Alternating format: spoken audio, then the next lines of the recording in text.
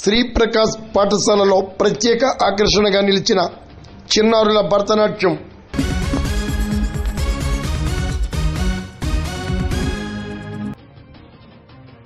కాకినాడ జిల్లా పెద్దాపురం శ్రీప్రకాశ్ సినర్జీ పాఠశాలలో జాతీయ సెస్ పోటీల సందర్భంగా శ్రీప్రకాశ్ విద్యార్థులు ప్రదర్శించిన భరతనాట్యం ఆహుతులను విశేషంగా ఆకర్షించింది.